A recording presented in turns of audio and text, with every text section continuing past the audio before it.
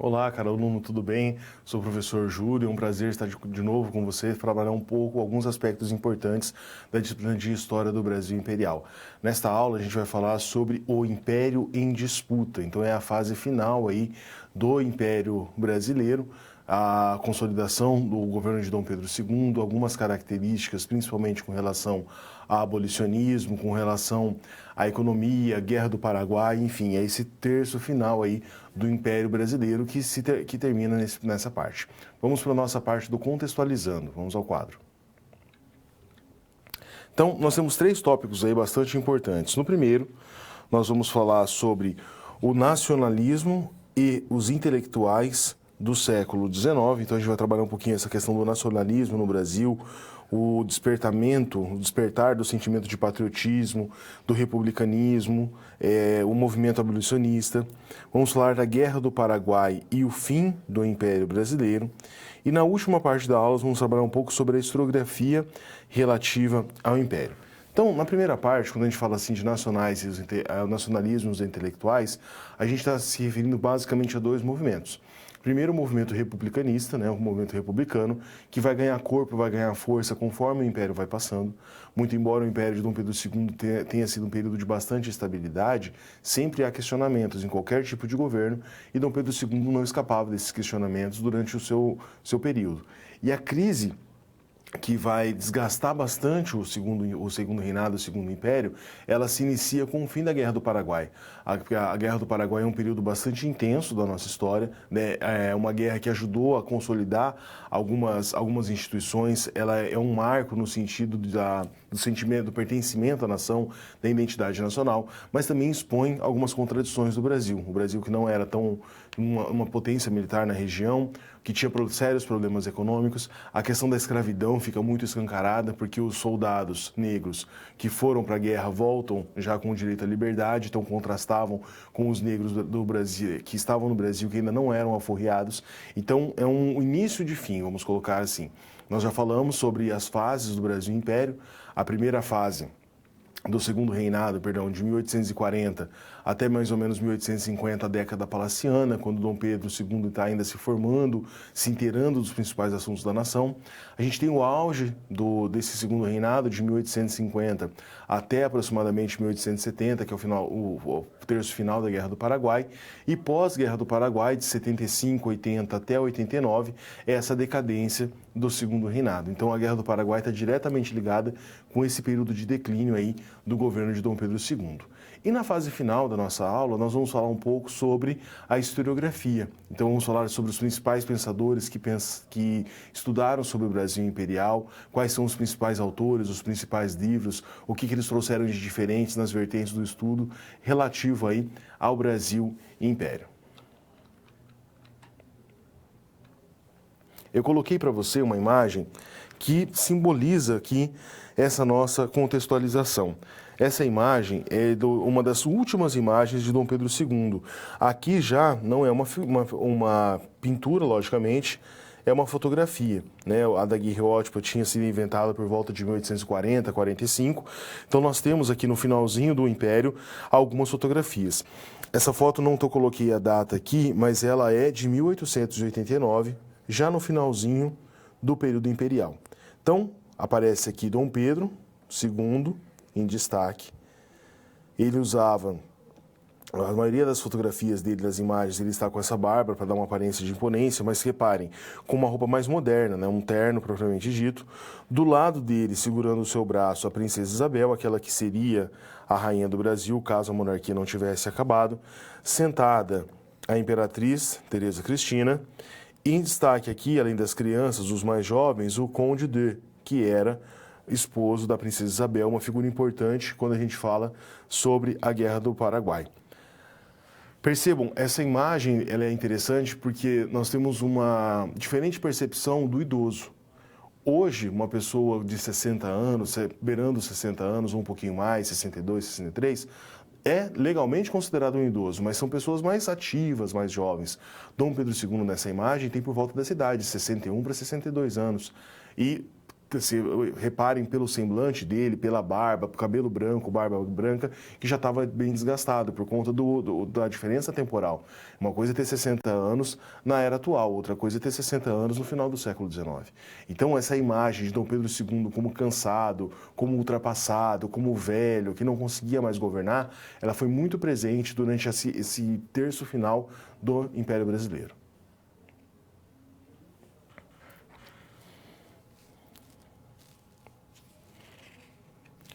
Vamos falar agora, então, o debate intelectual do final do século XIX, a questão do nacionalismo.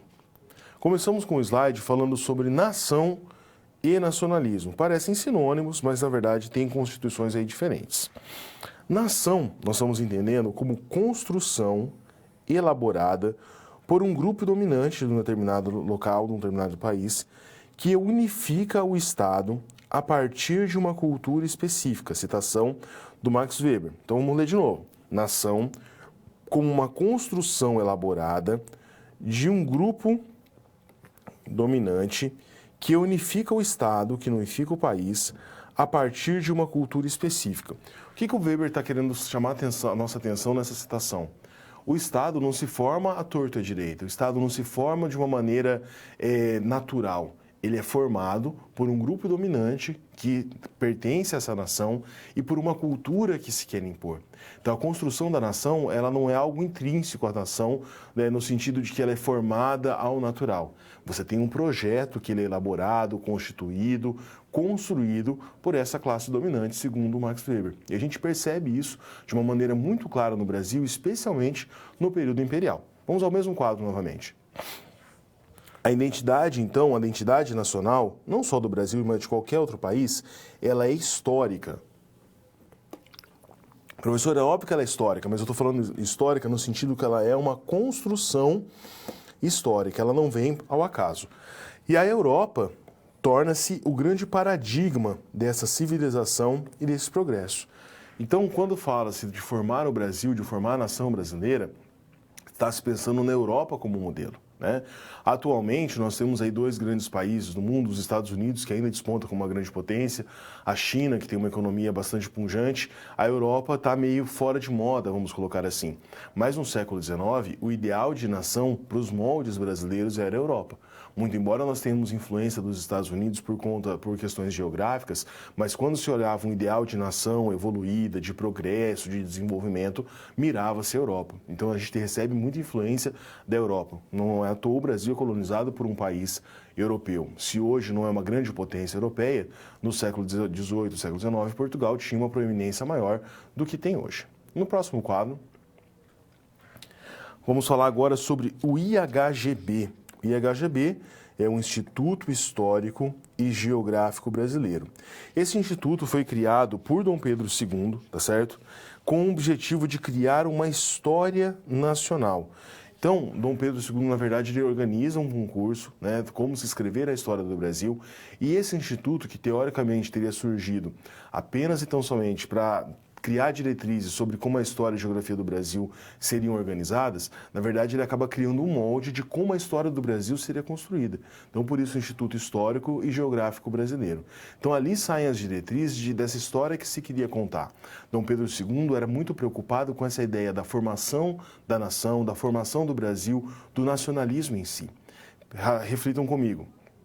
O período de Dom Pedro I, né, lá desde a independência de 1822 até a abdicação em 1831, um período curto, historicamente, 9 anos, e bastante conturbado. Dom Pedro I foi questionado em vários momentos.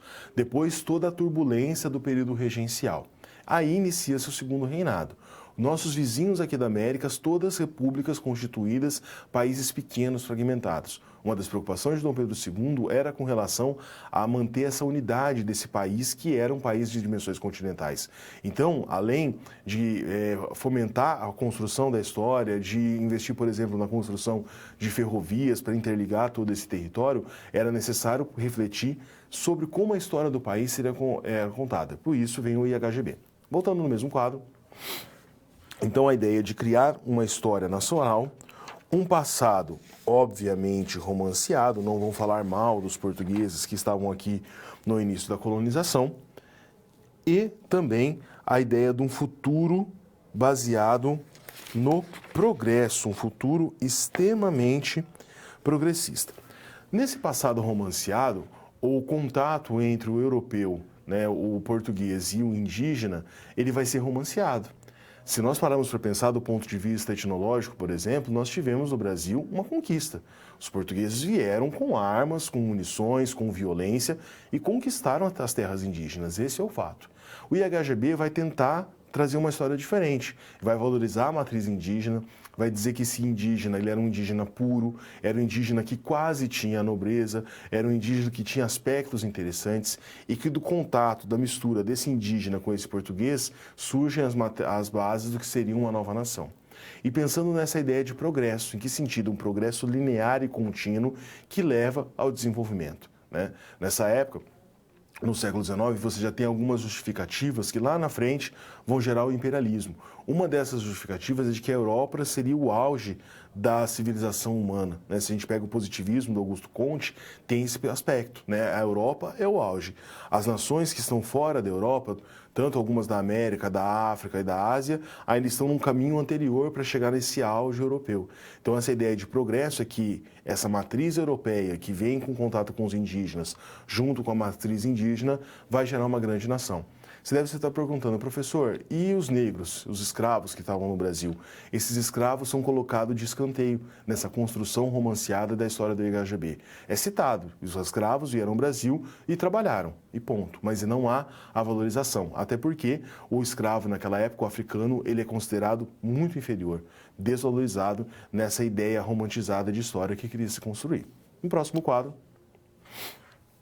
alguns pensadores dessa ideia de Brasil perfeito, né? O Francisco Adolfo de Van Hagen, ele que ganha o concurso de como se escrever a história do Brasil e vai escrever o livro História do Geral do Brasil entre 1854 e 1857. Você tem aspectos na literatura aparecendo, o Gonçalves Dias, com a canção do exílio, Minha Terra Tem Palmeiras, Onde Eu Canto Sabiá, as aves que aqui gorjeiam, não gorjeiam como lá, aquela ideia de um paraíso, né, que foi encontrado aqui no Brasil, e também a importância do Karl von Martius com o mito das 3 raças formadoras do Brasil, né? Raças nesse sentido pejorativo, que na época era comumente usado. Então o Brasil vem da miscigenação dos indígenas, africanos e dos europeus, mas como eu já falei, esses africanos são a todo momento desvalorizados. Eles são muito mais colocada em destaque a matriz europeia, né? E a matriz indígena, o africano, infelizmente, é colocado no segundo plano.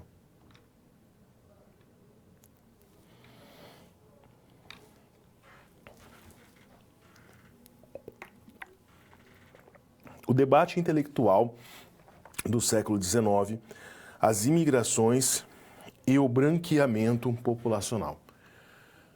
Nós temos no Brasil, nesse período, baseado na teoria do darwinismo social, né, o branqueamento. Professor, o que é darwinismo social? Charles Darwin criou a teoria, né, da evolução das espécies e o conceito da seleção natural. Então, o que o Darwin dizia? Que os seres vivos evoluíram do mais simples para o mais complexo, num processo, numa esteira chamada de seleção natural. Essa seleção fazia com que os seres mais bem adaptados sobrevivessem. Alguns pensadores daquele período adaptaram essa teoria científica do Darwin para a sociedade, dizendo que assim como houve uma evolução dos seres mais simples para os mais complexos, que as sociedades humanas também teriam essa evolução, do mais simples para o mais complexo. O Augusto Comte é um dos pensadores daquele momento que vai pensar nessa ideia de evolução. Então, o conceito de darwinismo social surge a partir daí. E a ideia de que o Brasil, sendo um país, pensem no final do século XIX, um país de maioria absoluta de negros e um número pequeno de brancos, a ideia que hoje para nós é extremamente absurda, mas que na época, infelizmente, era tratada como verdadeira, era de que um país negro não vai se desenvolver. Um país com tanta gente descendente de escravos, de africanos, que segundo o pensamento da época eram evoluídos, não vai se desenvolver. Então surge a ideia do branqueamento populacional, trazer pessoas brancas para o Brasil. Vamos ao quadro para a gente entender um pouco mais sobre isso. Então, a ideia que a gente muitas vezes aprende, né, nos bancos escolares é do quê? Que os imigrantes, estou falando principalmente dos italianos, mas vários países da Europa, vieram ao Brasil para substituir a mão de obra dos escravos. Então, primeiro ponto, os escravos foram libertos, né, na Lei Áurea em 1888. Eles estão no Brasil. Eles já trabalham no Brasil. Eles sabem o dia a dia do serviço da lavoura, do serviço das cidades. Por que não recontratar esses ex-escravos como trabalhadores assalariados? Por que eu preciso trazer gente da Europa? Não faz sentido. Mas o que acontecia? Primeiro, você tinha um preconceito muito grande. Uma pessoa que até ontem era considerada uma coisa, você tem a coisificação da pessoa nesse período, de repente, vou contratar esse cara como trabalhador assalariado, os brancos não aceitavam. Segundo, os próprios escravos tinham ressentimento daquela condição, não queriam voltar a trabalhar nos mesmos lugares. Professor, não aconteceu em nenhum lugar em que os escravos continuaram trabalhando? Inúmeros escravos que trabalhavam como salariados, escravos que muitas vezes demoraram a sentir a alforria, a sentir a Lei Áurea, mas, via de regra, esses escravos não foram contratados. Então surge a ideia da imigração. Mas essa imigração ela não vem só por conta da substituição. O principal fator, o principal aspecto é a ideia do branqueamento populacional. A ideia de que esses europeus vão se miscigenar com esses brasileiros, né, africanos, descendentes de indígenas, novos portugueses, e que dali uns 100, 150 anos, a maioria da população brasileira vai ser branca, ariana, e aí sim isso vai possibilitar o desenvolvimento do país. Ok? Próximo, continuando no mesmo quadro. Então, a ideia do branqueamento populacional, uma parceria muito grande com o governo italiano. Você tem imigração de vários outros lugares, alemães, portugueses, espanhóis, mas um grande número de imigrantes italianos. E a ideia do darwinismo social, que eu já expliquei. Por que do governo italiano? Você tem um acordo dizendo o seguinte, o governo brasileiro faz um acordo com o governo italiano para incentivar a vinda dos imigrantes ao Brasil. A Itália, nesse período, né, a partir de 1870, passa por um período extremamente conturbado. Você tem as guerras de unificação, a Itália era dividida em 7 reinos e a unificação italiana é comandada pelo reino de Piemonte e Sardenha, né, com o conde de Cavour e o Giuseppe Garibaldi, que tinha lutado na Revolução Farroupilha aqui mesmo no Brasil. Então, o panorama da Itália no século XIX não era muito positivo. Se nós imaginarmos hoje, a Itália, com todos os problemas, ainda é um país considerado desenvolvido, faz parte do G7, de alguns aspectos importantes aí das nações europeias e das nações do mundo. O Brasil, num aspecto inferior ainda. Mas naquele período não, a Europa está em crise. Então o governo brasileiro firma um acordo com o governo italiano para que essas pessoas que teoricamente queriam sair da Itália, que estariam sobrando da Itália, viessem para o Brasil. Quando chegam ao Brasil, as condições de trabalho que eles encontram não são das melhores. Tanto que depois de algum tempo o governo italiano chega a cancelar essa parceria com o governo brasileiro. Por quê? Pensem lá um grande dono de terras, um grande cafeicultor do Brasil nesse período, lá por 1888, 1889. Quando os imigrantes italianos chegam, muitas vezes esse ex-senhor de escravos queria tratar os imigrantes como escravos, colocava eles para morar nas senzalas, queria instituir castigos físicos, não pagava altos salários. Então você tem um período ali de transição. E uma coisa bastante importante, a Lei Áurea em 1888 não significa que a primeira leva de imigrantes chegou em 1888.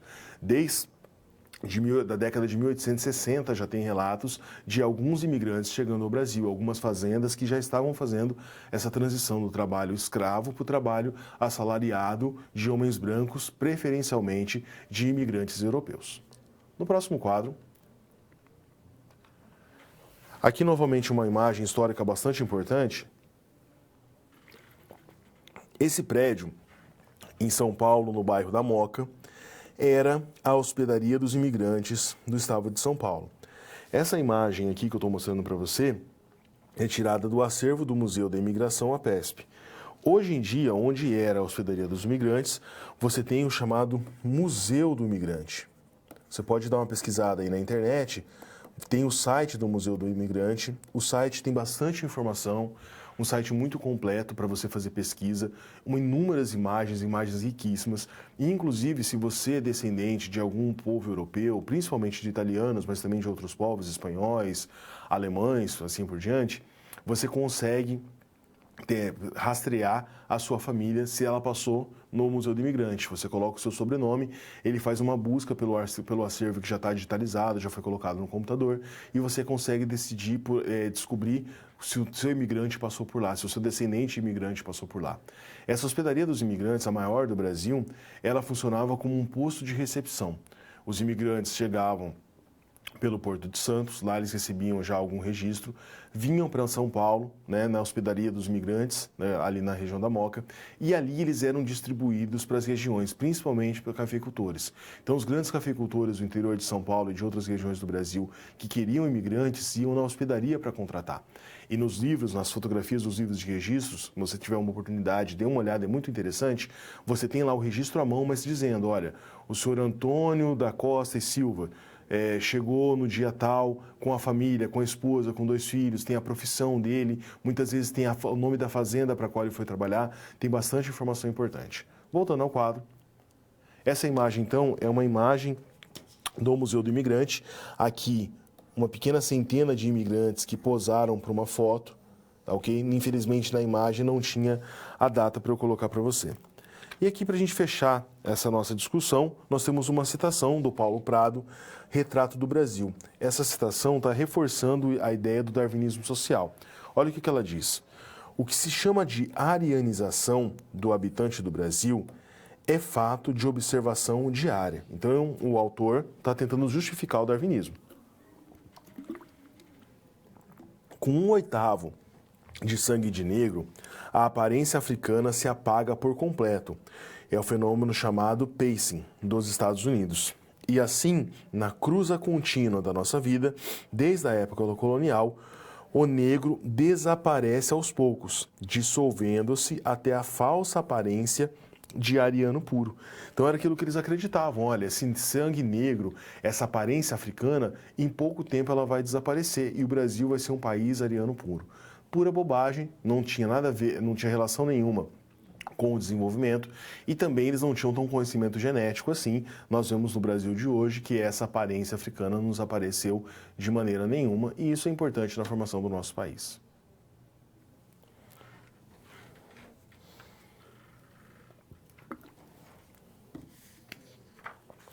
Guerra do Paraguai e o movimento do abolicionismo.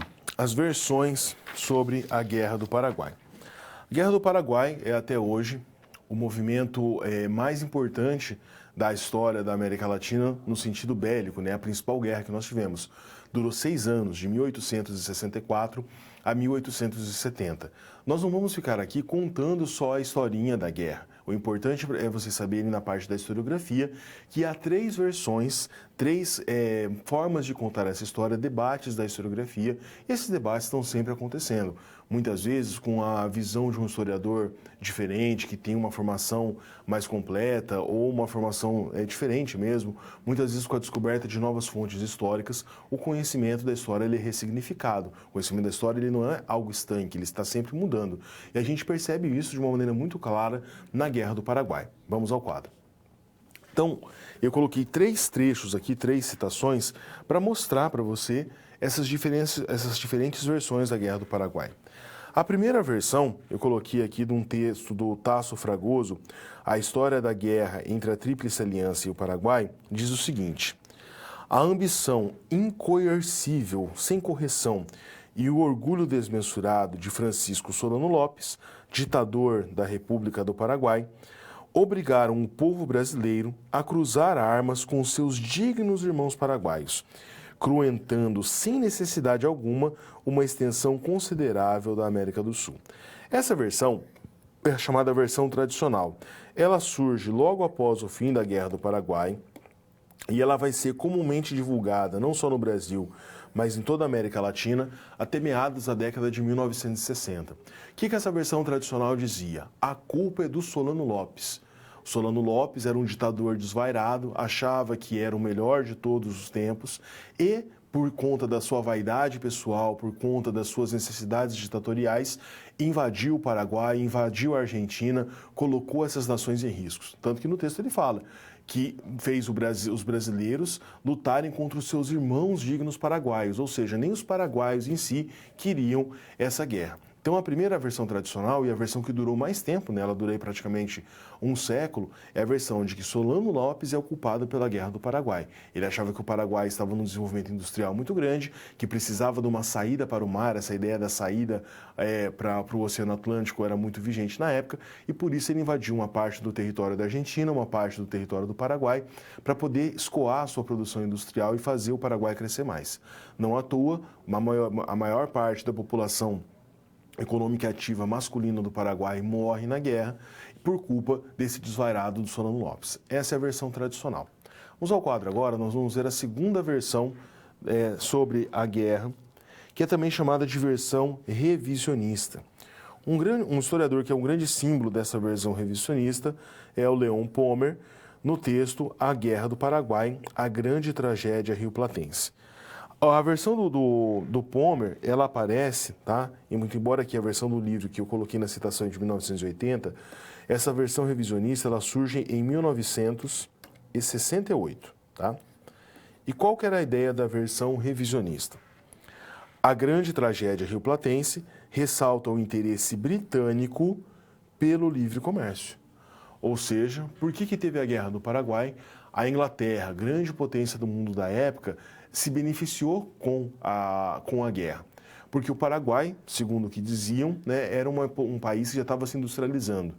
E o Paraguai talvez poderia rivalizar com os produtos industrializados da Inglaterra ou pelo menos atrapalhar o escoamento da produção industrial inglesa para a América, poderia exportar para a Argentina, para o Uruguai ou para o Brasil. Então a Inglaterra meio que provoca os países, fomenta essa guerra porque ela queria um conflito na América do Sul. Com o conflito da América do Sul, ela lucraria vendendo armamentos para todos esses países, lucraria com a falta de industrialização dessa região e faria com que a sua posição enquanto potência no mundo fosse ressaltada. Essa versão não dura muito tempo, ela vai ser considerada aí de uma maneira errônea, preconceituosa por volta da década de 90, mas muitos que foram estudados, né, nesse momento estudaram essa versão. A culpa é da Inglaterra, tá? Então, a primeira versão é tradicional, Solano Lopes é um ditador desvairado. A segunda versão revisionista, a Inglaterra provoca o conflito por conta de interesses comerciais. Vamos agora para a última versão da Guerra do Paraguai, a última ideia, pelo menos, e que até hoje é a mais bem aceita. Essa ideia, o grande historiador desse período vai ser o Francisco Doratioto. O Doratioto vai publicar trabalhos na década de 90, tá? Por volta de 1990, 91. Essa versão é considerada a versão contemporânea. Qual que é a ideia da versão contemporânea? A Guerra do Paraguai não foi causada pelos os desvairamentos de Solano Lopes e nem pela malvada Inglaterra. Ela tem interesses regionais de grande peso na guerra. E o que é a grande ideia dessa versão contemporânea? Ela não descarta por completo as demais hipóteses. Então o Doratioto meio que tenta fazer uma conciliação dessas versões. Ele diz o seguinte: Solano Lopes era um ditador? Óbvio que ele era. Ele tinha interesses em invadir o Brasil, invadir a Argentina para pegar territórios? Ele tinha sim. Mas ele não é o único culpado. A Inglaterra tinha interesses no conflito? Tinha, principalmente porque ela lucraria com uma guerra. Não é à toa que todas as nações, Brasil, Argentina, Uruguai e Paraguai, contraem empréstimos com a Inglaterra para reforçar os seus exércitos. Mas ele vai focar na questão regional, que a rivalidade entre essa tragédia rio-platense, como o Leon Pommer dizia, já acontecia.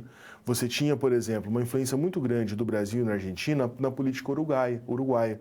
Você tinha o Partido Blanco e o Partido Colorado no Uruguai, que eram apoiados por Argentina e Brasil, respectivamente. Então, essa questão da sucessão paraguaia, uruguaia era muito importante.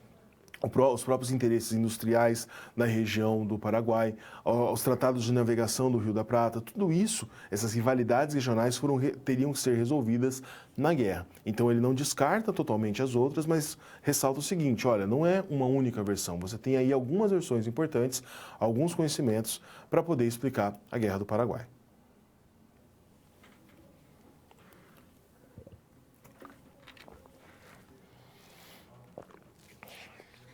Situação-problema: imigrações e o branqueamento populacional. Vamos apresentar a nossa situação-problema. Ao preparar as aulas sobre imigrações, algo comum aí para o professor, Alguns alunos citam que viram um vídeo lá legal de um youtuber e que esse youtuber afirma que tem novas abordagens, muito mais críticas que os livros chatos da escola. Então, o conhecimento da escola é chato, não vale nada, o que o youtuber está falando é verdade. Essa nova abordagem valoriza a matriz europeia e trata os brasileiros como inferiores. Olha, os europeus vieram aqui e fizeram o país se desenvolver porque nós somos inferiores. Como evitar que uma história construída de análises, método e debate acadêmico seja vista apenas como uma versão chata? Então, aquela ideia. Os alunos trazem para nós, muitas vezes, e essa situação aqui ela não é incomum, a ideia do quê? De um senso comum. Olha, eu vi um youtuber falando, eu vi uma pessoa na imprensa comentando que essa história aí do Brasil Imperial não é bem assim. Que, na verdade, o Brasil era inferior e, graças a Deus, que os europeus vieram aqui e trouxeram um pouquinho de ar cultural, de ar elevado, para que o Brasil melhorasse mais. Talvez, se a gente tivesse mais presença europeia, o Brasil poderia ser desenvolvido um pouco melhor. Aquela ideia que muitas vezes um aluno pode perguntar para professor, se o Brasil fosse colônia da Inglaterra e não de Portugal, a gente teria se desenvolvido. Olha as colônias da Inglaterra, como é que são potentes hoje. Então, uma ideia de senso comum. Como que você, professor de história, vai tirar o aluno desse poço do senso comum e levar ele para o senso crítico? Muitas vezes, essa resolução passa por mostrar para o aluno o próprio método da história. O método da história é um método científico. Não é uma ciência exata, como a química, como a física, mas existe um método de análise da história. O historiador se vale de fontes históricas para construir o seu conhecimento. Ele faz uma análise dessa fonte, cruza várias informações, se faz valer do conhecimento já produzido sobre aquele tema e a partir daí ele constrói um novo conhecimento. Ele não é um achismo. O historiador não pegou um tema do nada e criou uma opinião sobre ele. Ele tem toda uma construção histórica, um método histórico. E demonstrando isso para o seu aluno, você consegue aí tirar ele desse senso comum e elevá-lo ao senso crítico. Vamos ao próximo quadro, parte da resolução. Então, problematizando essa situação, você diria o seguinte, que com a explicação da sessão, a sessão que você já leu, especialmente com o trabalho sobre o darwinismo social e todo o preconceito imbuído nesta prática, você consegue resolver a situação. A ideia de que o europeu é superior e o brasileiro é inferior nada mais é do que uma ressignificação do darwinismo social. Se eu falo que é intrínseco ao brasileiro, só por ser brasileiro, por nascer na América do Sul, ser inferior, e que é intrínseco ao europeu, porque nasce na Europa, porque nasce num clima temperado, ser superior, eu estou só dando uma maquiada numa teoria muito antiga, que é do darwinismo social, que diz que o europeu é mais evoluído que os outros povos. Então, quando você demonstra isso para o aluno, você trabalha o conceito do darwinismo social, mostra para ele que não é bem assim, que esse desenvolvimento não tem a ver com o local de nascimento, com o fato do continente ser diferente, mas que existe toda uma construção histórica por trás disso, você consegue tirar as vendas desse aluno, porque ele entenda que esse senso comum está prejudicando a sua análise histórica e que, na verdade, o senso crítico vai levar ele a um lugar melhor. Continuando no próximo quadro. Resolvendo essa situação. A essa altura, deve estar claro para os estudantes que eles não podem acreditar mesmo em tudo que vem na internet. Eles precisam questionar e entender as nuances da história. Seu aluno não significa que ele vai abolir a internet da vida dele, não vai pesquisar mais nada em lugar nenhum. Não. Mas a questão é o chamado filtro. Os alunos recebem muitas informações e muitas vezes eles não têm o conhecimento ainda para filtrar aquilo que é correto, daquilo que é errado, aquilo que pode ser fruto de uma investigação e aquilo que é só um achismo, que é só um senso comum. Então, cabe a você, professor, não ser só o detentor do conhecimento, até porque professor nenhum detém todo o conhecimento. Nós pesquisamos muito, nós nos preparamos para dar aula, mas o professor, aí sim, ele atua muito como esse mediador, como o interlocutor que vai demonstrar para o aluno como que o conhecimento é construído, como que o método da história funciona, como que aquele conhecimento que muitas vezes ele lê lá no livro didático, ele é um conhecimento que foi trabalhado, que foi relido e relido por vários autores, que é fruto de uma pesquisa histórica muito maior e não é o achismo do youtuber ou de algum influencer que muitas vezes com ideias vindas de vários lugares, sem base científica nenhuma, constrói um conhecimento que não leva a lugar nenhum. Vamos agora para o nosso momento de interação. A nossa questão dessa noite é a seguinte. O conhecimento historiográfico sobre a Guerra do Paraguai após todo o debate representado, ele está consolidado, ele está firme, não vai modificar de uma maneira nenhuma? Pense um pouquinho, converse aí com seus colegas, nós voltamos em alguns instantes.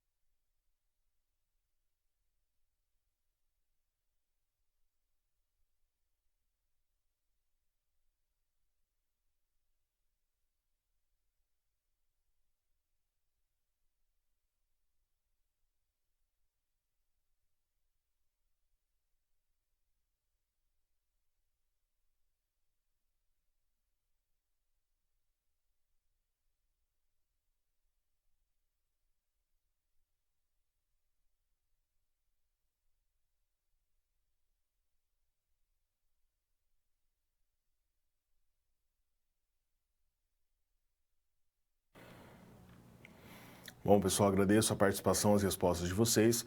Vamos ler do Polo de Maravilha de Santa Catarina. Ele diz o seguinte: ainda não, esse conhecimento não está consolidado, pois o nosso conhecimento é pela visão de Brasil e, mesmo assim, depende muito de cada historiador que escreve. Uma resposta geral do Polo dos alunos. Vocês estão corretos.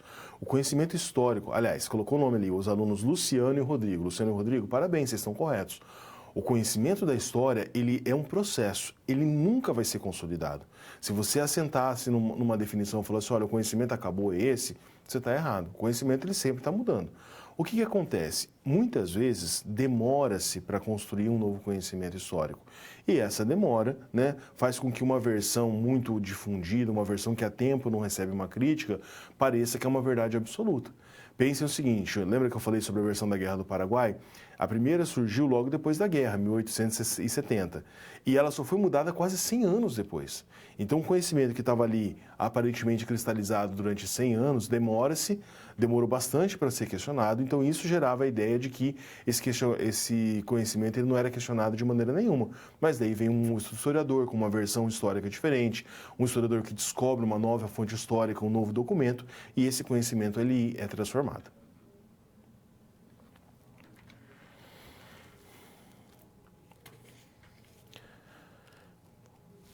Agora nós vamos falar sobre a Guerra do Paraguai, mas mais especificamente a questão do abolicionismo.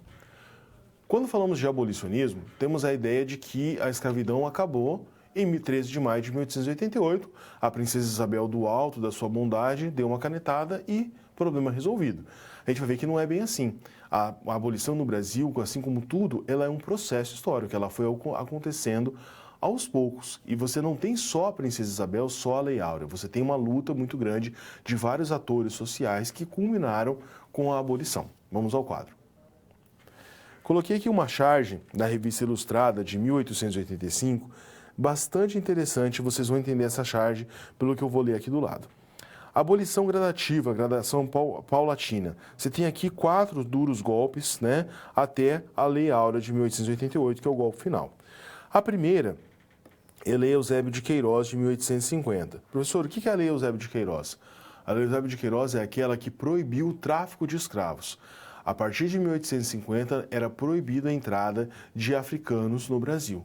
Se o tráfico ocorresse, a pessoa chegasse no Brasil, ela deveria ser alforriada ao voltar para a África. Você teve outras leis que tentaram abolir o tráfico. A mais famosa, a chamada Lei Feijó, de 1831, mas que não pegou. A Lei de 1850, por pressões externas da Inglaterra e pelo fortalecimento do movimento abolicionista no Brasil, ela pegou, ela realmente valeu. Então, a partir de 1850, você tem um declínio muito grande do tráfico de escravos no Brasil e parece ser uma questão de tempo, uma contagem aí até o fim da escravidão. Voltando ao quadro. Além do ventre livre, 1871, que quebrava o vínculo de escravidão entre mãe e filho, ou seja, todos os nascentes a partir de 1871 eram considerados livres, não eram mais escravos. Então, um passo bastante importante na Constituição. E a Lei dos Sexagenários, 1885. A Lei dos Sexagenários é o motivo dessa charge. Você tem o seu senhor aqui, puxando o escravo, todo acorrentado, coitado, para a cova, morto. Por quê? Essas leis, tanto a do ventre livre como a dos sexagenários, tem problema. Qual é o problema da lei dos sexagenários? Lembra, nós já vimos imagens de Dom Pedro II, o imperador, o auge da sociedade brasileira. Dom Pedro II, por volta dos 62, 63 anos, é retratado como um homem velho, senil, cabelos brancos, barbas brancas. O que dirá um escravo sexagenário é algo extremamente raro, uma mosca branca. Então, o que acontece? A lei dos sexagenários existia, mas ela pouquíssimas vezes foi posta em prática, porque um escravo dificilmente chegava aos 60 anos. Além do ventre livre, também tem um problema. O bebezinho recém-nascido não poderia ir para algum lugar liberto. Essa criança era criada junto com a mãe até uma determinada idade, por volta dos 12 anos, quando ela decidia se ela queria ficar com a mãe e continuar escrava ou queria tentar a sorte sozinha. Muitas vezes essas crianças não saíam aí do trato com o materno e acabavam trabalhando como escravos do mesmo jeito. Então, são leis que tentam, de alguma maneira, atender aos anseios da sociedade, às pressões pelo fim do tráfico, mas que não resolvem o problema. As duas leis mais importantes, a lei de Eusébio de Queiroz, que põe fim ao tráfico, e depois a lei Áurea. Essas duas aí são as mais fundamentais nesse período. Voltando ao quadro. Aqui uma citação de um outro grande historiador, um brasilianista, o Thomas Skidmore, ele é norte-americano, mas especializado em história do Brasil, retratando esse período. Olha o que ele diz. Em um discurso de 1823, seu ataque à escravidão era inequívoco. Por que espécie de justiça um homem rouba a liberdade de outro homem e, ainda pior, a liberdade dos filhos desse homem e dos filhos dos seus filhos? Então, olha que aspecto interessante, a condenação não só de um escravo, mas de toda a geração. O imperador Dom Pedro I publicou um ensaio no mesmo ano atacando a escravidão como câncer que está corroendo o Brasil. Continuando na mesma citação, as implicações políticas de tal afirmação do imperador eram tão graves que ele foi forçado a usar um pseudônimo. Que pseudônimo que era esse? O Filantropista. Então, aquele ataque, aquele artigo do filantropista era por escrito do próprio Dom Pedro I. Então, Dom Pedro I deixou um documento mostrando que era abolicionista. Dom Pedro II também tem vários escritos ali mostrando que tinha essa posição de abolicionista. Aí você vai perguntar para mim, professor, mas se os imperadores eram abolicionistas, por que a abolição não aconteceu lá em 1823, quando foi proclamada a independência? Por que já não foi mudado isso naquele momento? Porque essa estrutura escravocrata no Brasil ela era muito bem assentada. Economicamente, o Brasil dependia dos escravos. Não é à toa que a escravidão acaba em 1888 e um ano depois de 89 vem o golpe da República que tira Dom Pedro II do poder e muda o panorama político do Brasil, porque as elites estavam aí descontentes com essa mudança de governo. Então, apesar do posicionamento pessoal dos dois imperadores do Brasil, mudar a escravidão não era tão fácil assim. Então, por isso, você tem aí essa grande luta no país durante muito tempo para que a escravidão acabasse. No próximo quadro, lutas e resistências. Nós temos aqui vários exemplos de como os escravos lutavam contra a sua condição. Então, há vários relatos de fugas de escravos, abortos, os escravos abortavam para que os filhos não tivessem o mesmo mal, suicídios coletivos e a formação de quilombos, que é uma das mais famosas. Grandes personalidades do Brasil daquele momento que também se posicionavam contra a escravidão, Joaquim Nabuco, escritor Rui Barbosa, José do Patrocínio, os irmãos Rebouças e tantos outros. Continuando com as lutas e resistências. O despreparo para a absorção da massa de escravos para a sociedade livre foi um problema. A princesa Isabel apenas assinou a Lei Áurea em 1888, mas não foi organizado o que se faria com esses escravos. Problemas atuais, demarcação das terras quilombolas e das terras indígenas e reparação feitas pelas cotas raciais. Em 1888, a escravidão acabou, mas o problema não acabou. Quando os escravos foram libertos, não havia nenhum plano para reinserir esses escravos, agora homens trabalhadores livres, mulheres trabalhadoras livres, nas sociedades. Esses escravos foram marginalizados, esses escravos não foram preparados, não foram escolarizados e demorou muito tempo para que eles pudessem ter condições próximas aí de homens e mulheres de outras sociedades. Então, por isso, é uma das justificativas das cotas raciais. Teoricamente, as cotas deveriam aí fazer uma correção histórica até que todos tivessem a mesma igualdade. Mas, infelizmente, nós percebemos que o Brasil, repleto de tantas desigualdades sociais, as pessoas ainda sofrem muito com esses problemas. Você vai falar para mim, professor, mas nós temos homens no Brasil que são brancos e são pobres e que têm pouca oportunidade, por exemplo, relativa à escolarização. É verdade. Mas a oportunidade de estudo para homens brancos, mesmo os pobres, foi dada muito tempo antes do que a dos escravos, do que os ex-escravos. Nesse processo de marginalização, esses ex-escravos sofreram muito. Então, não é o problema do Brasil, é um dos problemas do Brasil e que precisa aí urgentemente ser enfrentado.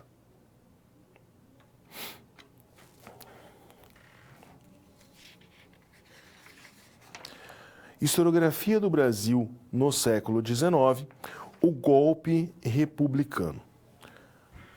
Por que essa nomenclatura de golpe? Golpe é toda vez que a ordem instituída ela é desmanchada, ela não é respeitada. A ordem instituída no Brasil em 1889, até 1889, era: o imperador Dom Pedro II é o rei do Brasil. Nós estamos numa monarquia parlamentar, constitucional. Tem o poder moderador? Tudo bem, tem o poder moderador, mas as regras do jogo são aquelas e estavam funcionando no Brasil aí por um período de quase 50 anos. E a sucessão de Dom Pedro II seria a sua filha, a princesa Isabel. Mas, por conta aí das pressões políticas, uma crise econômica muito grande, por conta do movimento abolicionista, os descontentamentos por conta da Guerra do Paraguai, o Dom Pedro II sofre um golpe. Ele é retirado à força do governo e instaura-se uma transição republicana com o Marechal Deodoro da Fonseca, depois o Marechal Floriano Peixoto. O próprio exército, que muitas vezes foi fiel a Dom Pedro II e que ganhou um destaque importante na sociedade depois da Guerra do Paraguai, voltou-se contra o imperador para retirá-lo do governo. Então, por isso essa nomenclatura golpe. Toda vez que a ordem institucional que está sendo vigente, ela é quebrada, é considerado um golpe. Próximo quadro.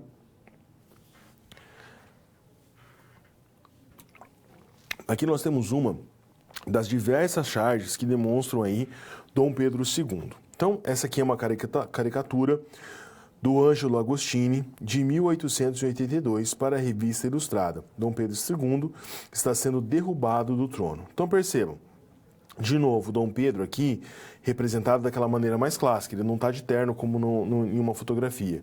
A coroa escorregando da sua cabeça, né? Um semblante aqui meio atônito, né? Caindo e sendo empurrado aqui do seu trono. Então, no Macedo e Souza, em 2004, vão dizer para a gente o seguinte: a produção de uma charge está necessariamente vinculada ao contexto sócio-histórico imediato e, portanto, apresenta elementos concretos para análise do seu respectivo tempo histórico. Então, uma charge mostrando Dom Pedro II sendo empurrado do trono e caindo do trono, ela é um sintoma, ela mostra como que a visão de Dom Pedro II era colocada naquele momento no século XIX. Então, o imperador que, na maioria das vezes, é retratado como um homem velho, cansado, que não estava dando mais conta do governo e sendo enxotado daquele cargo por ali. Reparem que ele nem está resistindo, ele está só caindo porque aparentemente o tempo dele de governo já havia acabado. No próximo quadro, questão militar importante para nós entendermos o fim do Império no Brasil. Os militares defendiam a liberdade dos escravos e o republicanismo. Esse movimento republicano cresce muito nas fileiras militares, principalmente pós-Guerra do Paraguai e com o assunto da libertação dos escravos.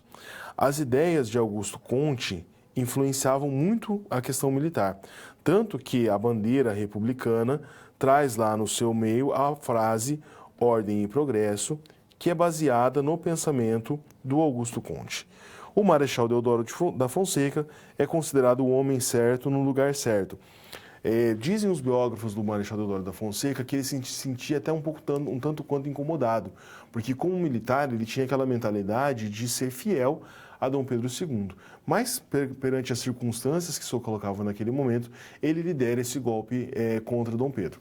Dom Pedro II também tinha noção de que o governo dele estava acabando, ele não ficou desprevenido. Não é à toa que nós temos no Rio de Janeiro, pouco tempo antes do fim do Império, chamado Baile da Ilha Fiscal, que foi uma festa gigantesca da monarquia, de toda a nobreza no Brasil naquele período, que marcou um tanto uma despedida de Dom Pedro II. Dom Pedro II não chegou a ser preso, não foi empurrado do castelo, aliás, do palácio, nada disso. Ele sabia que o golpe estava sendo engendrado, ele sai do país, vai morar na França junto com seus familiares e acaba morrendo nesse exílio forçado. Depois, ele é trazido para o Brasil e está enterrado em Petrópolis, né, na cidade que ele mais gostava, na cidade que ele ajudou a fundar. Mas essa transição ela é importante porque um ator político importante no Brasil começa a surgir, que é o Exército. Esse exército que ganhou muita força na Guerra do Paraguai toma o poder. E esse exército vai aparecer em vários movimentos brasileiros relativos aí, misturando a questão militar com a questão política. Só para dar um exemplo, além de 1889, esse golpe republicano, nós temos o movimento tenentista, que foi importante quando Getúlio Vargas chegou ao poder. Nós temos o golpe de 1964, que instaurou a ditadura militar. Então, em vários momentos, esse exército aí no Brasil, ele tem posturas que vão além da questão militar e entram no campo político também. Próximo quadro. A questão abolicionista. O abolicionismo e o republicanismo caminham juntos aí nesse período no Brasil. A princesa Isabel e a Lei Áurea. A princesa Isabel assinou a Lei Áurea, muitos dizem, por conta de mandos de Dom Pedro II, que queria reforçar a ideia da princesa Isabel como algo mais novo, como uma política mais liberal, abolicionista. Afetou os fazendeiros do Vale do Paraíba, de todo lugar. Por quê? Pensem comigo, o escravo ele era muito valorizado. Algumas fazendas, o valor dos escravos superava o valor da fazenda em si. Quando os escravos são alforriados, os senhores que haviam comprado e pagado esses escravos não receberam indenização nenhuma. Teoricamente, no mundo perfeito, além de preparar essa massa de ex-escravos para serem absorvidos na sociedade de uma maneira digna, também seria necessário o governo indenizar os donos de escravos, porque, afinal de contas, eles pagaram por esses escravos. Então, além da falta de trabalho, da falta de mão de obra, esses senhores também lidaram com um prejuízo financeiro muito grande. Então, um dos motivos que explica a proximidade das datas e essa elite importantíssima no Brasil naquele momento, a elite cafeeira, que era uma das bases de sustentação do Império, abandonando Dom Pedro II. Continuando no mesmo quadro, boatos sobre a desmobilização do Exército. Como Dom Pedro sabia que o Exército estava com um viés mais republicano, tinha a ideia de que ele iria desmobilizar o Exército. Isso daqui é uma capa de jornal, a data aqui em cima, 16 de novembro de 1889, e com os dizeres: viva a República Brasileira, viva o Exército, a Armada, o povo brasileiro e a proclamação da República. E o artigo famoso do Aristides Lobo: o povo assistiu tudo aquilo bestializado. Assim como no processo de independência, na República também não há uma participação popular muito grande. Você tem as elites do Brasil, o Exército fazendo uma organização política, o povo não participa dessa República. Para finalizar esse tema, vamos a uma citação, vamos ao quadro. Essa citação do José Murilo de Carvalho no livro Os Bestializados, que ele escreveu aí baseando-se na ideia do Aristides Lobo. Em sua conclusão, o autor explica que, como não aconteceu uma república real, o que é uma república real? O governo nunca foi uma coisa pública, é uma coisa muito privada, elitista. A cidade não teve cidadãos nesse sentido.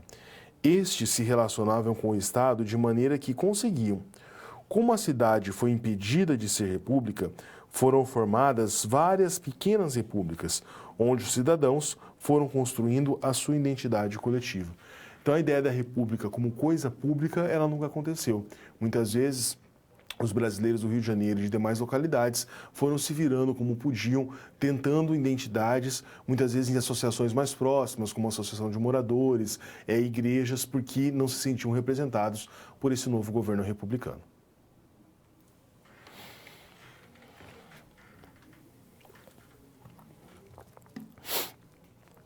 Historiografia do Brasil do século XIX, a historiografia em si. Nós temos aí uma historiografia bastante interessante no Brasil. Nós temos um primeiro momento, que é o momento do Instituto Histórico e Geográfico Brasileiro, do IHGB, que escreveu aquela história conforme Dom Pedro II queria. A história do Brasil, do Van Hagen, que é uma história bastante seletiva, uma história que valoriza a matriz indígena, que valoriza o contato do europeu com o homem branco e que acaba escondendo aí dessa história os africanos. Depois desse período, já aí no século XX, no início do século XX, nós temos os chamados intérpretes modernos do Brasil. Vamos ao quadro para a gente falar mais sobre eles. Então, esses intérpretes modernos do Brasil contribuíram de grande forma para o entendimento que nós temos da nossa noção atualmente. Nós temos a famosa geração de 1930. Alguns brincam na história que é a Santíssima Trindade da historiografia. O Sérgio Buarque de Holanda, o Caio Prado Júnior, e o Gilberto Freire, além do Nelson Werneck Sodré e de outros grandes autores. Mas o Sérgio Buarque de Holanda, o Caio Prado Júnior e o Gilberto Freire são os três nomes mais fortes dessa geração de 1930. O que eles trazem de novo na interpretação histórica daquele período? Primeiro, eles têm referenciais teóricos marxistas e liberais. Então, as ideias de modo de produção, de embates sociais, vão aparecer de uma maneira muito clara. Eles superam as sequelas da colonização e do período monárquico, e temas como latifúndio e o sistema escravistas são muito grandes. Esses intérpretes modernos no Brasil, eles são influenciados porque é o que há de mais recente naquele período. Em 1929, nós temos o surgimento da Escola dos Análises. A Escola dos Análises, liderada por Marc Bloch e Lucien Febvre na primeira geração, remodelaram a maneira como se via a história. Aquela história positiva do Augusto Comte, né, na áreas sociais, mas ressignificada na história por Leopold Van Ranke, em que só os documentos históricos oficiais do governo valeriam para a interpretação histórica, ela é abandonada. E novos atores começam a surgir. Então, essa geração de 1930, ela vai tentar estudar a história não só pelo viés do governo, mas vai tentar entender outros aspectos, partindo dos aspectos, não só dos aspectos políticos, mas pensando também em economia. Então, como é que o ciclo, a economia açucareira, a mineração influenciaram o Brasil. Vão pensar na história desses personagens que não apareciam tanto, os escravos, as mulheres, os homens livres pobres. Então, é uma abertura muito grande. A história do Brasil até a geração de 30, ela tinha uma única versão. E a partir desse momento, ela ganha uma profundidade muito grande, várias versões históricas, vários atores sociais que eram colocados de escanteio, aparecendo aí num debate muito profícuo. No próximo quadro, nós temos o revisionismo da escola imperial. Então, ou seja, historiadores que beberam, que estudaram lá nos historiadores clássicos, no Sérgio Buarque, no Caio Prado, mas que também fizeram conhecimentos mais novos, né? O José Murilo de Carvalho, que a gente usou durante essa aula, no livro Teatro das Sombras, a Política Imperial, em 1988, o José Murilo de Carvalho vai trabalhar de uma maneira muito interessante essa questão política durante o Império. A habilidade política de Dom Pedro II para lidar, ora com conservadores, ora com liberais. A Emília Viotti da Costa, da Monarquia à República, Movimentos Decisivos, em 79, ela vai trabalhar de uma maneira muito interessante essa ideia da transição republicana, de um império consolidado para uma nova república que surgia, principalmente com participação muito mais elitista do que participação popular. E o Raimundo Faoro, Os Donos do Poder, a formação do patronado político brasileiro. Raimundo Faoro, nesse livro, vai fazer uma ideia muito interessante, que é a união entre o poder econômico e o poder político, que muitas vezes no Brasil ainda é perceptível. Economia e política não juntos. Quando a economia vai bem, a política não é alterada, a política ela é mantida. Quando nós temos qualquer desgaste na economia, a política se monta. E segundo Raimundo Faoro, essa construção é uma construção antiga no Brasil, que vem desde o período da colônia e se consolida no Império e na República. Então essa ideia de um patronato, ou seja, da elite brasileira, influenciando diretamente os governos do Brasil até os dias atuais. No próximo quadro, o revisionismo da história, continuando com o revisionismo da história imperial, nós temos o Luiz Felipe de Alencastro, que também já foi citado em vários momentos, a história da vida privada no Brasil, baseado numa coleção, a história da vida privada de uma maneira, num aspecto mundial, a corte e a modernidade nacional. O Alencastro, a grande sacada do livro dele é essa união entre Brasil e África. O Alencastro vai enxergar que África e Brasil tinham uma similaridade, um contato muito mais próximo do que, inclusive, o Brasil com o próprio Portugal. O Sidney Chalub, Visões da Liberdade, uma história das últimas décadas da escravidão na corte, vai trabalhar de uma maneira muito interessante com a questão do abolicionismo. E fechando aí esses historiadores, né, a Lilia Moritz Schwartz com o livro As Barbas do Imperador, Dom Pedro II, Monarca nos Trópicos. O grande trunfo da Lilia Schwartz é fazer um livro com uma escrita bastante fácil é um livro historiográfico, mas não é um livro muito técnico, então ela atinge vários públicos e ela consegue fazer, ao mesmo tempo, uma biografia do Dom Pedro II, fala bastante dos aspectos emocionais, aspectos da vida pessoal dele, entrelaçando com a história política. Então, se você ler o livro As Barbas do Imperador, você sabe, desde a vinda da família real, o primeiro reinado, Dom Pedro II como pessoa, como cidadão, mas também aspectos do governo relacionados à Guerra do Paraguai, à política econômica e o próprio movimento do abolicionismo da República. Aqui foram colocados alguns historiadores, né, mas nós temos outros estudos muito interessantes do Brasil nesse período. Faço votos para que você, em um outro momento, busque esses autores, busque esses livros, leia-os, porque vai proporcionar uma formação cada vez mais completa aí para você que busca ser um historiador, um professor de história. Situação problema. Vamos resolvê-la. Situação, versões e controvérsias sobre a Guerra do Paraguai. Apresentando a nossa situação.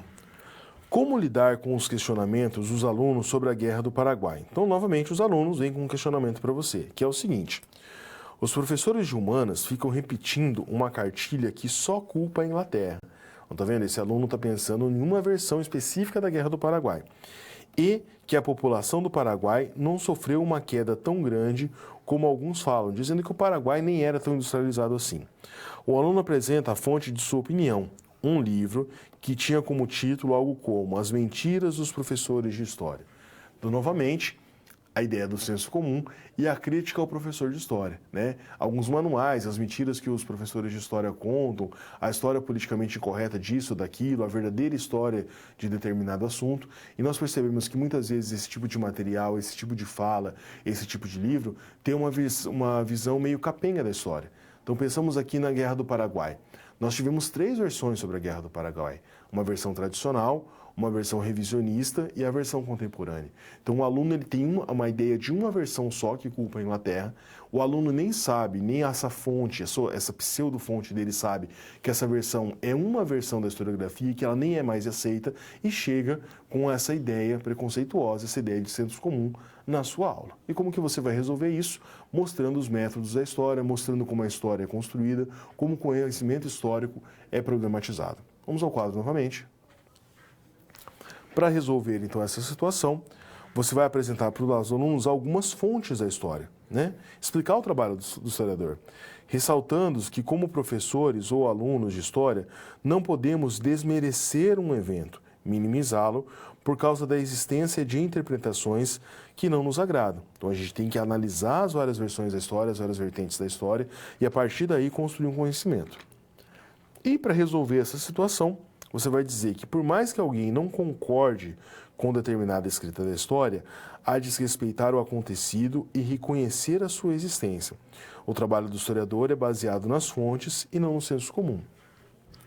Quando o historiador analisa as fontes, quando ele tem um problema para resolver um problema historiográfico, muitas vezes ele pode se decepcionar com o resultado.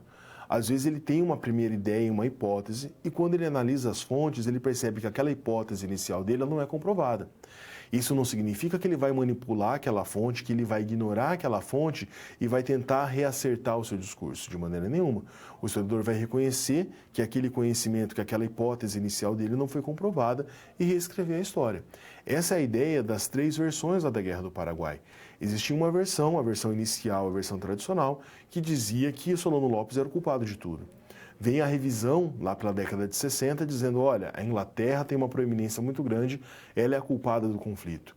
E depois vem uma versão mais recente, que não descarta totalmente as outras duas, diz que Solano Lopes realmente tinha aspectos ditatoriais, diz que a Inglaterra também tinha influência, mas chama a atenção para as rivalidades internas, e que essas rivalidades regionais internas são um grande mote aí para a Guerra do Paraguai. Então, ou seja, essa construção de conhecimento ela é muito importante. Esse debate na história é muito importante. E ele não é finito. Essa versão mais recente da Guerra do Paraguai, daqui a 1 ano ou daqui a 50 anos, ela pode ser modificada. Porque ela ficou velha demais? Não é o tempo que vai determinar. Um outro historiador que se debruce por esse tema pode encontrar um novo documento, uma nova fonte que leve a uma interpretação diferente.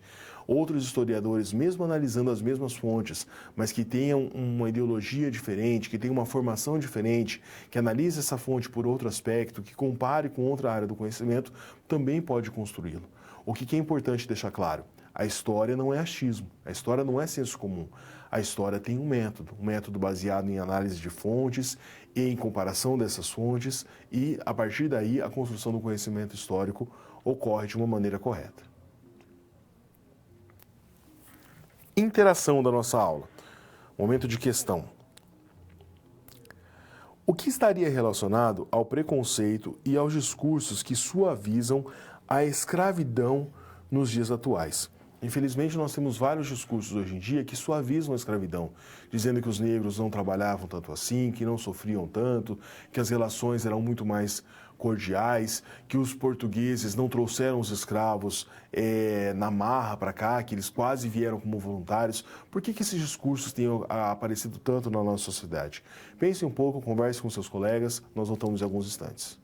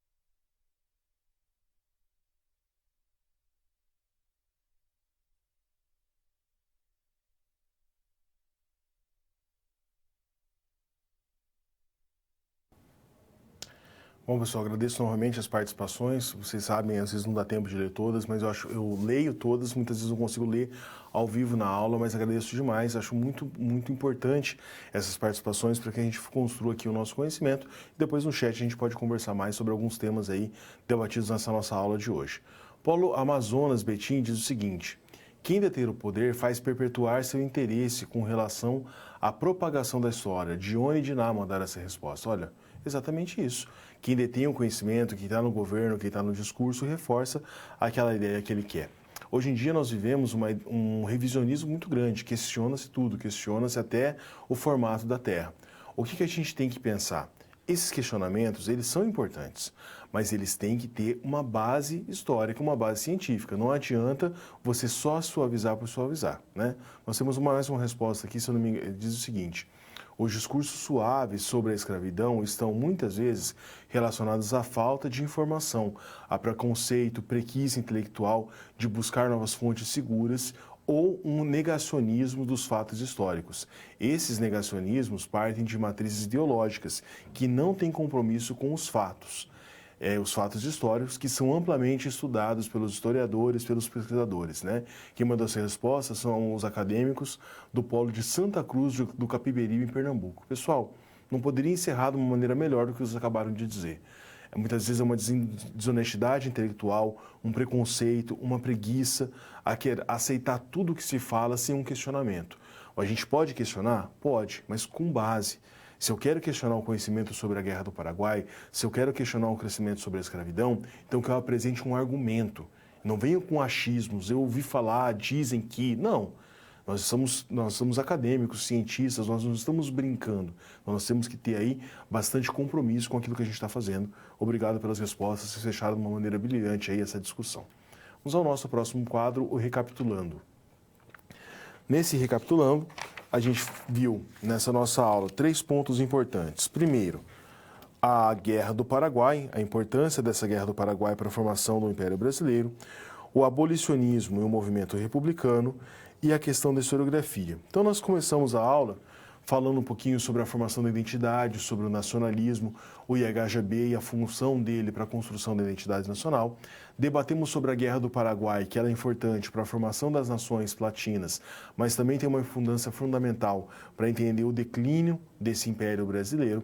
Nós falamos também com relação ao movimento abolicionista, a luta dos escravos para mudar a sua condição e o apoio que eles tinham de outras localidades, e do movimento republicano que acabou derrubando Dom Pedro II do governo, instaurando aí uma nova época. República essa que infelizmente não foi construída com a força de toda a sociedade, um movimento elitista muito parecido com a independência que girou na mão ali de poucas pessoas. Isso significa que esse movimento não é importante? Não. A gente tem que entender, contextualizar ele e trabalhar para que a gente tenha uma república cada vez melhor. Antes de encerrar a aula, eu tenho um recado aqui da professora Fabiane, coordenadora do curso, sobre o DNM, o Desafio Nossa Máxima, né? Vocês devem, quem não acessou, deve acessar o desafio o mais rápido possível, né? O site para você acessar é Desafio Nota Máxima, tudo junto, desafionotamáxima.com.br. O seu login e senha é o seu CPF, então você vai repetir o seu CPF como login e senha, fazer o simulado diagnóstico e a partir desse simulado diagnóstico as listas de atividades vão vir para vocês. O DNMM, ele é uma avaliação, ele é uma atividade avaliativa e ele vale nota para todas as disciplinas dos semestres, não deixem de fazer. Eu agradeço muito a contribuição de vocês, as participações. Espero ter contribuído, ajudado na construção desse conhecimento que nós estamos fazendo aqui sobre a história do Brasil Imperial. Faço votos para que vocês estudem, e não só o material disponibilizado aqui pela instituição, mas estudem também as referências, as obras, os autores que eu citei durante todas essas aulas. Desejo a todos sucesso, bons estudos e até uma próxima oportunidade.